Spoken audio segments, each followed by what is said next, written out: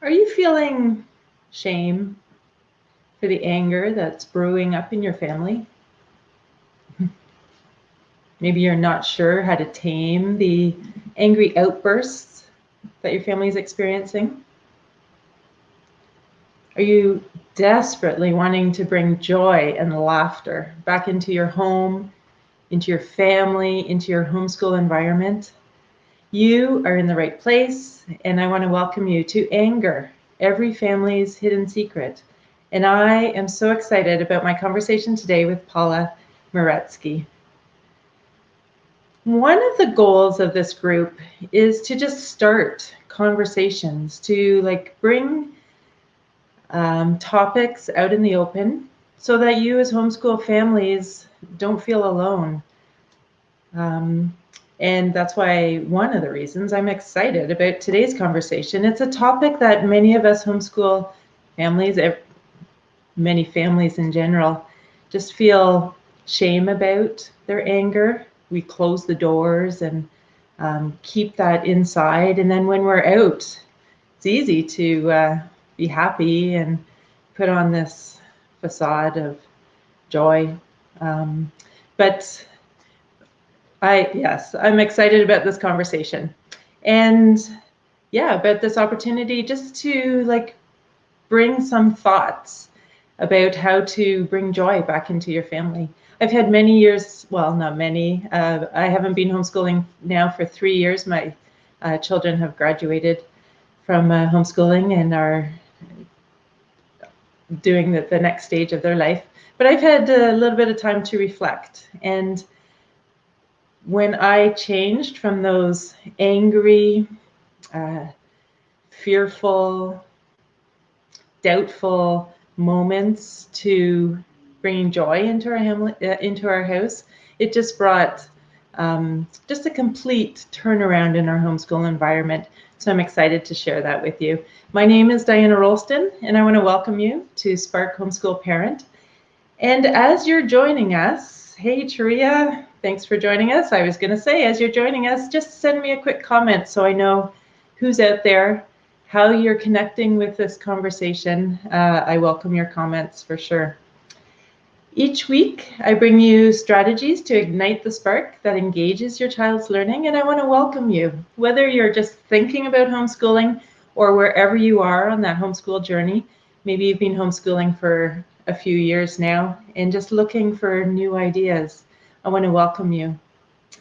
This conversation is for you if there is anger in your family and you're feeling really shameful about that.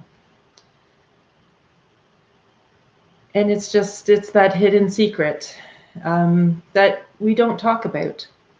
This conversation is for you if you just want to gain some insight, some ideas about how to tame the angry outbursts in your family. And if you're seeking joy, to reintroduce that joy and laughter back into your household, you're in the right place. And I really encourage you to share this Facebook group and this video to families that you know, because no doubt they're dealing with this also. This is Spark Homeschool Parents. Again, I'm Diana Rolston. As you're joining us, send in your comments. And today's conversation is anger, every family's hidden secret.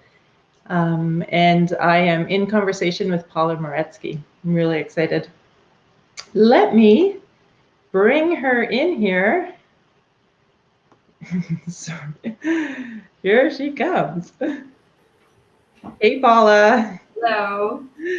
Paula is a homeschooling mom of 8, with everyone still at home until June, when her firstborn will be getting married. How exciting.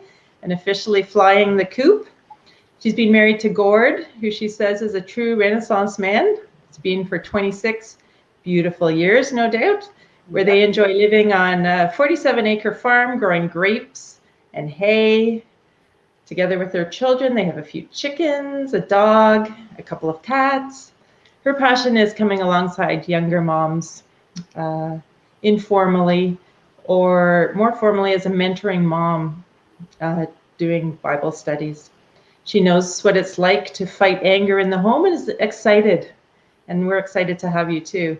You're excited, you say, to share how your family took that battle on, the battle of anger, and yeah, encouraging others to do that. So thank you for joining me. And I'm so glad to yeah, be here. So glad you invited me. I'm so happy to be here. yeah, maybe you could start by just giving us a little bit of background, sharing your story I with will. anger. Um, I think I should start off too by just saying I'm not perfect. I don't think that you're going to come away from this hoping, I hope you don't think anyway, that I have this perfect patience specialist. Irony about speaking on anger is if you are asked to speak on it, it must mean you're an anger specialist. And so that's more what I want to be known as, the anger specialist who has learned how to handle anger, not that I'm a patience specialist. And so I never knew I was an angry person. That shocked me. I didn't grow up in an angry home. My parents weren't yelling and screaming. We had sibling issues occasionally, but it was nothing like an awful home experience. So I really have no excuses. And then I was a teacher. Not a homeschool teacher. This is before I had children. That's my training. And there was this one little boy who just drove me crazy, and I never had experienced that level of rage that was rising up in me because of him. And I thought, oh, it's fine. It's just because they're not my own children. But then I had my own children, and child one was like a walk in the park. She was just this perfect little baby. And then child two came along, and he turned into a toddler, and he got into the most amazing things. And I just thought, wow, I've never experienced again things that should have been funny. I would have these awful outbursts. And so I would go to sleep at night with that, like you said, the shame and the regret. And I thought, okay, tomorrow, new day. I'm not going to do that again. And yet it just continued. And by child three, I was starting to see this constantly in my life. And I thought, I didn't want this to go on. And so that's kind of how it started. I realized this isn't good. This isn't good. Just me as a mom, not even talking about my own kids' anger and like if my husband was angry. This was just me as a mom feeling I wanted victory in this area and I wasn't having it. That's how it started. Yeah, thanks for sharing that, because I probably say it's the story of many of us, the story of myself also. Yeah, and what we mentioned before, when people see us, they wouldn't imagine that we have that anger within us, but there is. And I knew that was a problem was because I could fake it very well. So if I was out in a park, I looked like the best mom ever. And if I answered the phone, I went from potentially yelling at a child to, hello, how are you? And so I knew it was a choice. I knew it was just a bad habit. So I knew, like with any bad habit, I think you can conquer this, but I just was in it was becoming over and over. So I didn't like it. I didn't like it. Yeah. What were some of the turning points? Well, I think just in God's grace, He brought things into my life, and one of them was a focus on the family. I think it was a broadcast, and the woman was speaking on a book she called "When You Feel Like Screaming," and I thought that's the book for me. So I ordered it, and she went through all these things in her reasons why we get angry. So this was the first time I'd seen words put to my situation, and they were. Just articulating what my reasons were. And all of them were so true. I was under stress. We were moving a lot. We were renovating a lot, all imposed stress. I wasn't sleeping for 14 years. I didn't have a good sleep because we had so many children in 14 years. So I wasn't sleeping. I like to blame a lot of people. I had too many demands, what I thought on my life, and I felt helpless about that. And so sometimes when you feel helpless, you take it out on somebody else. So that was the first time I started to say, wow, okay, there are potential reasons, but then of course the book doesn't leave you there. And so I'll share with you some of the things that that really started to change it for me. One of the things that I understood was anger does work. It is very effective, but these are not the long-term things you want with your children. So you're going to have with your anger outwardly obedient children, and that's great. But is it and so I started to realize, I started to get kind of a glimpse into the future. What do I really want with my kids? Do I want them to obey me outwardly, or inwardly. So I started to realize I need to get a grip on this and stop the outward facade. I also I wanted my kids to not have memories of me being upset. And I knew if I was creating angry kids, that they were going to become angry parents. So I thought, if I don't get a grip on this, they're going to yell at my grandkids. And I didn't want that. I also was convicted of the idea of my voice. Women are given a gentle, soft, nurturing voice, and yet we turn into shrieking, whatever, banshees or something. And that's not how God intended our voice. He gave women and moms this gentle voice on purpose, to protect, to guide, to nurture, to love. And yet I was using it wrongly. Those are such great points. And when you're in the middle of it, the fact that you could stand back and think about the future like that and reflect on the impact that it was having on your children is great. And if we could just encourage other families that are going through this right now to do that, to just stand back and take. And that's hard to do in the moment, but at night when I was upset and I was feeling that regret, that's when I started to think about those things. So yeah, I didn't want to go to sleep at night like that anymore. And the other funny one time my daughter took a picture of me. I wasn't even angry. It was just a picture of me trying to take a tea towel, and I was getting the cat out of the way or something. So I took the tea towel and I lashed it in front of myself, and she caught my face because she was like learning photography. And she got a picture of me doing this, lashing out at the cat. And she goes, "Mom, look at this picture." And I looked at it. It was one of the ugliest faces I had ever seen of me. And I'm like, delete, delete, delete. And then I realized that's what I look like when I'm angry. It just affects your whole physical appearance.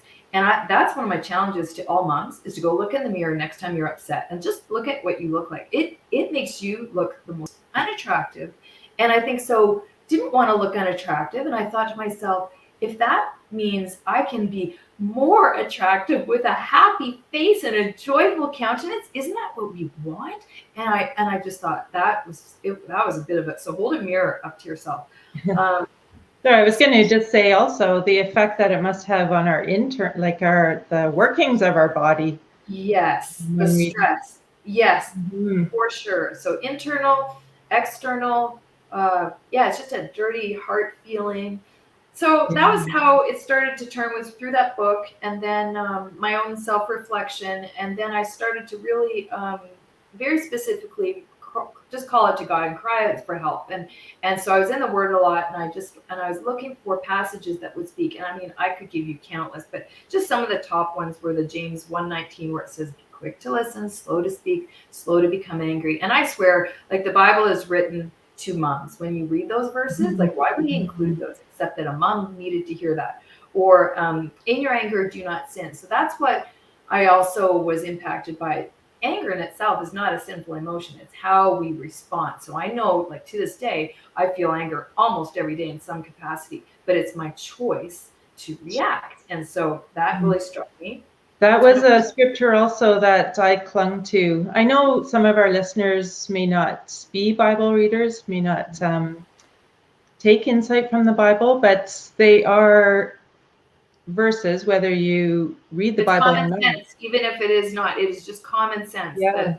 That the Bible isn't teaching necessarily something that the world doesn't understand. We just need to calm ourselves down. So it's all relative, very relatable. The Bible is very relatable. Yeah. In Proverbs 14:29 talked about being how a man who is slow to anger has great understanding, and the one who has a hasty temper exalts folly. So essentially, I was a fool, and I was walking around setting that example for my kids, and that just really bothered me. Another good one. Yeah, so I had enough. So then I came across what was another big game changer, was another sermon that I heard, I think through a homeschool conference, that we bought a CD or something, that I think later we talked about maybe including the link to the sermon. And basically sorry to interrupt you. I just want to thank Suzanne, who's listening. She's put in that other book title in our comments here. So maybe somebody else can add the sermon comment that you're going to mention. Yes, and so that is S.M. Davis. I believe it's called Getting to the Heart of Anger. I can give it to you later. I'll look it up. And in this sermon, he talked about a man who was described as Mount Vesuvius. Basically, his family felt like they were always walking around a potential outburst of a volcano. And I guess he went to see the pastor about his condition. And I don't know who came up with the experiment. I can't remember, but the idea was he was going to pay his wife $50 for every angry outburst he had, or 25 or 22's children. And because he had had enough, and he knew he needed to do something that would hurt, like he had to almost discipline himself. And so he basically, by the end of I don't know how many weeks it was, he was out $500 to $600 to his wife, and $150 to $200 to his children. And I thought, that's what we have to do. So we were not in this same place to do hundreds of dollars. So my husband and I had this conversation, and I said, well, how about like quarters? And he goes, well, how about loonies? Like make it a little more painful. So we decided he and I would pay the kids $1 for every outburst we had, and they would pay each other 25 cents. So it started with, and we also wanted to get to the heart of anger, not just again outward. We're going to fake happiness and we're going to fake joy. No, we wanted to get rid of what I call the cousins of anger. So frustration, annoyance, cynicism, sarcasm, harshness, and rudeness, anything that was related in any form to anger. And so we kind of had a family meeting where we talked about what my frustrations were and how I thought this is something we need to deal with in our family's life. And then we listened to the sermon as a family, which I thought was really great. And then we talked about the experiment and how we wanted freedom from this and all the cousins of anger. And then we just confessed it together and prayed with one another. And we gave it a 1 month timeline. And I can give you what some of the results were. Yes, please. Yeah. So they were not overnight. Like at the end of the month, it's not like we are magically this awesome family that just walked around all patient. It wasn't like that. We went broke. Like there was no money left. We were 100% in trouble all the time. But what happened was this awareness. We were constantly now aware of the fact that anger does come into our home. And now we have a choice. Like I was saying before, now we have a choice. And the choice was to stop the sinning in our anger. The anger does not go away. I think we're going to have that for the rest of our lives. Mm-hmm. And then we learned these new strategies, which I can talk about a little bit later too, such as walking away from the situation, not allowing it to escalate, seeking, like if it was a child, it was seeking mom and dad's help. So instead of trying to deal with it on your own where it's escalating, I explained to the children, if you cannot handle this, you've got to come get help. And that's what they started to do.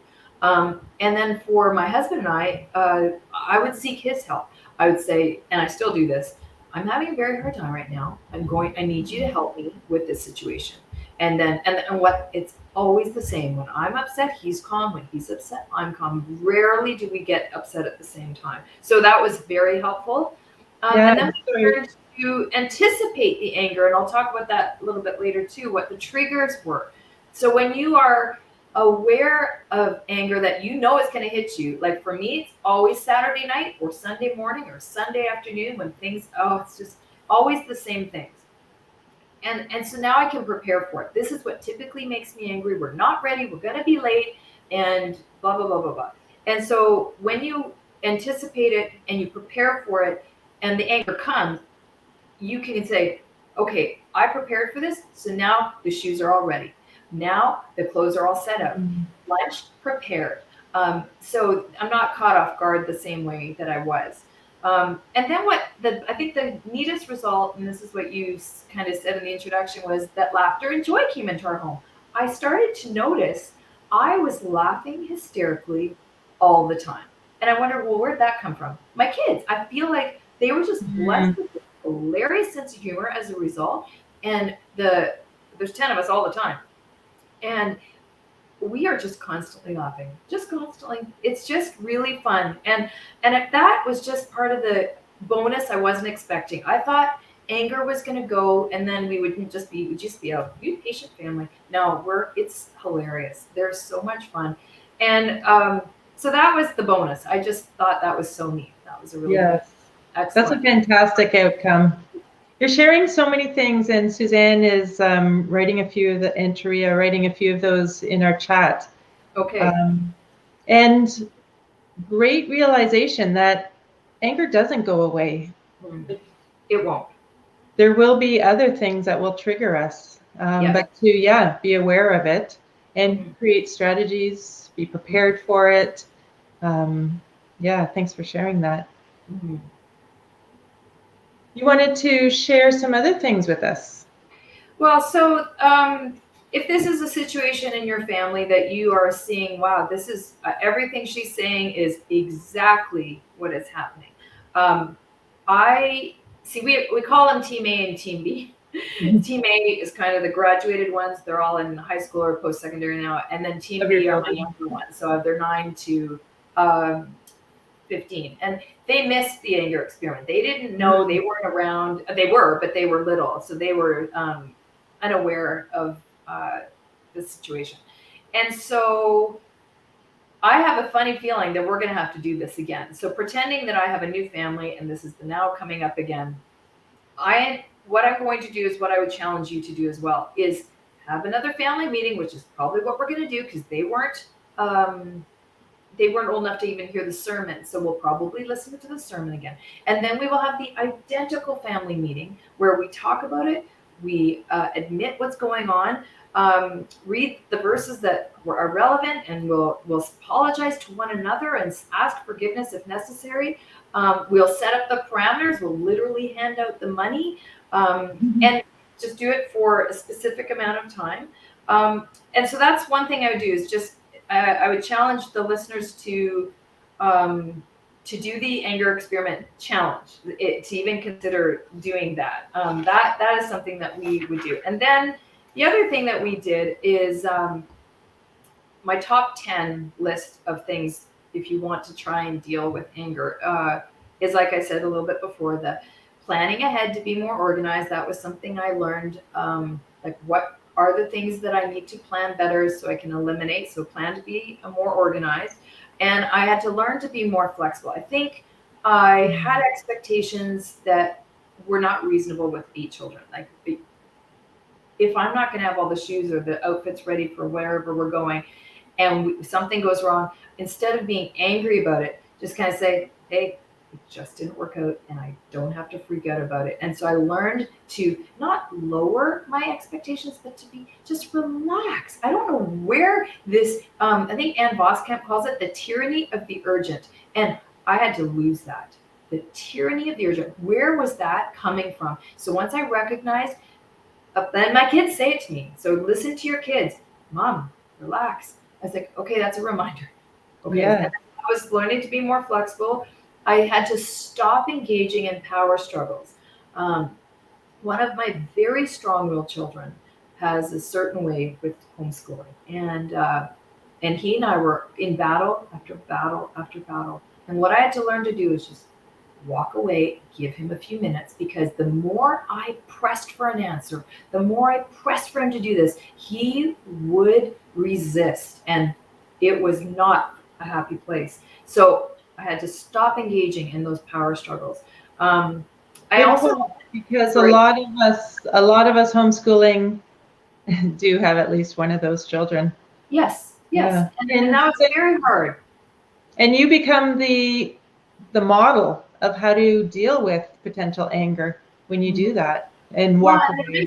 And it has a happy ending because I did that with him. He and I have a great relationship now, and that's partly because he respected the fact that I respected him. I wasn't really respecting him. So how do you get respect from your child if you don't respect them? So that has been great. And I stopped taking it personally from him too. He wasn't out to attack me. He was just frustrated with his school. The same child, actually I've had a couple of kids that were unwell. One that was unwell with a dietary issue for years. And I was so mad because I didn't understand her sickness, and so to me she just looked lazy. She looked like she just wasn't doing it because she didn't feel like it, and that made me angry. And so sometimes, and my other son who has sore muscles because he's constantly exercising, but I didn't know that he was sore. He doesn't look sore. He doesn't have any bruises. And he would be miserable and grumpy. And then my husband told me one day, he said, I just am so grumpy right now because I have sore muscles everywhere. And I said, oh. And then I wondered, is that what's going on with my other kid? Like, is that? And I asked him, he goes, oh, I feel awful. And I was like, okay. So there might be an underlying cause. With my child who was unwell, she was sick. She wasn't lying to me. She was unwell. So that I sometimes used to have to step back and say, is there something else going on here? So that was good. I generally have a sense of humor, but I had to learn to draw that out of myself. Like I had to really not just hope it happened. You almost have to try to be funny, and that your kids love that. Kids love that. So I would pretend to have my own little temper tantrum to diffuse the actual anger. So then that would make them laugh, and then I would be laughing. So just funny things like that. Let's see. Oh, my dad. This is a great comment from my dad. Whenever I would get frustrated with just anger about the cleanliness of the house. Our house is just never clean. Anybody who comes here just has to know that. Understandable. And I, just being on the farm and the number of children. And I'm not a born organized person anyway. And but I'd be very angry because my house wasn't clean, even though I could do nothing about it. And my dad told me once, he said, don't forget you're growing kids, not grass. And I thought, okay, that's more important. What matters is my children, my house, bonus if it's clean. But I need to just relax. So that was really, so learning balance about that. This is another Ann Voskamp thing for anybody who doesn't know her. She's an author who really has changed a lot of how I think. And one of the things that she taught me was to have a positive attitude and to be thankful. And so when my child was waking me up constantly as a newborn, I would find myself sadly angry. And it wasn't his fault. He was a new baby. How dare I be angry? But I started to do what she suggested. Middle of the night, when he would wake me up, I would say, thank you that he's crying for me. Thank you that he's not sick. Thank you that I can help him. Thank you that he has a roof over his head. Thank you that he's in a warm bed. Thank you that I can sleep tomorrow. Thank you that I have what he needs. I just went on and on and on. And then, as she says, the miracle was imminent. And he started to sleep through the night. And I stopped forgetting why I was angry. And that has happened to me over and over and over again. Whenever I find myself angry, I just say, what could I be thankful for in this situation? And then it turns it around. Great reminder of the attitude of gratitude. Oh yeah, no, that's 100%. And then I stopped, again, for those who are Christian parents, I started to stop making up my own rules. I went to scripture. So if it said, if they were being unkind and that made me angry, I would find a scripture and I would make God tell them, not me. And that they seem to respond better to that higher authority instead of mom going on and on and on. So I used scripture to change them. And then fasting, again, it's a Christian discipline, but the fasting is something that I feel is a spiritual discipline that breaks these spiritual bonds. And so that is something I really encourage all moms to attempt for something that they long to see broken in their lives and changed into something good. And then the last thing that I think is probably the biggest thing that kind of referred to as those triggers again. So this is another book that was I heard described on the radio, and I listened to it this episode, and it was called Triggers. That's the actual name of the book, and by I think it's Amber, Leah, and Wendy Speak. And she just these authors went through all these triggers that were their own personal triggers, and I realized right away, oh man, I have probably hundreds of these myself. And this was the turning point again for me in this, was that because the trigger will give you, will trigger your anger. And what you do is you stop yourself in the middle of your angry episode and you say to yourself, my child's disobedience shouldn't make me angry. Instead, this is my opportunity to train. And we don't do that. What we do is we freak out instead of training. And again, these are little children who don't know any better. And what they're doing is they're saying, train me. I'm not being disobedient. Train me. In fact, you're the mom. It's your fault. And so that's what I started to do. Again, bad example, but if shoes weren't put away neatly or put away properly, and instead of coming in and screaming and saying they're not done, how come you guys don't know how to do this? I would say, hey everybody, I actually started to do this. You guys know this is one of my triggers, and I want to freak out, but I'm not going to, because I'm going to be a good mom.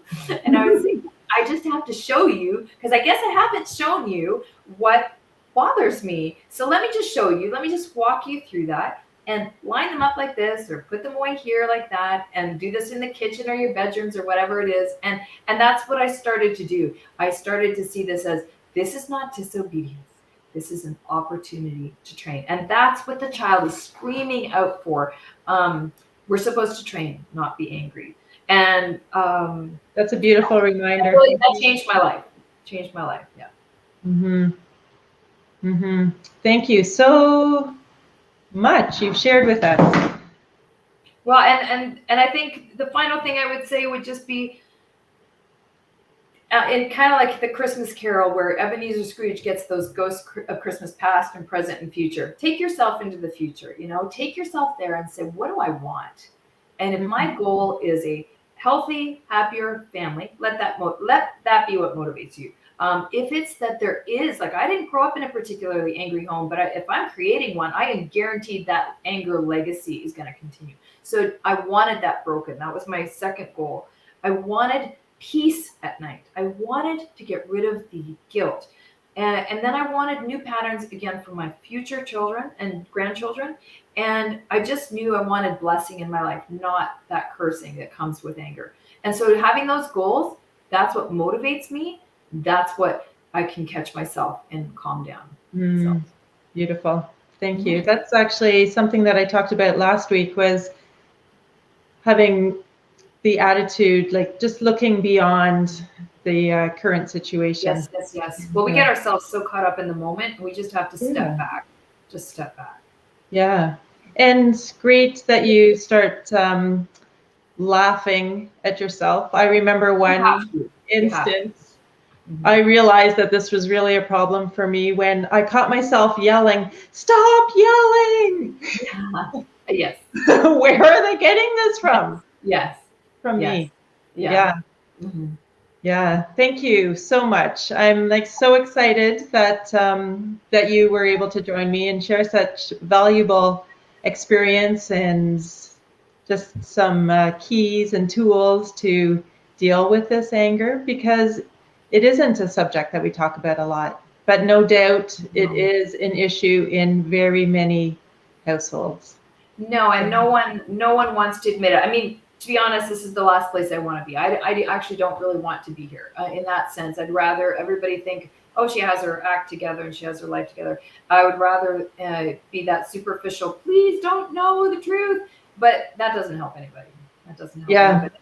We need to be honest with one another. And I think if more moms were honest with one another, I think we would be able to cut this and break it forever. And I think the final one that says, the verse that really struck me is Proverbs 14:1, and it says, the wisest of women builds her house, but folly with her own hands tears it down. And I thought, you as a mom can single-handedly ruin your home, like single-handedly, or you can build it up. And I thought, which woman do I want to be? And according to scripture, I was being the woman who was single-handedly tearing it down. And I thought, wow, that is not what I want my legacy to be.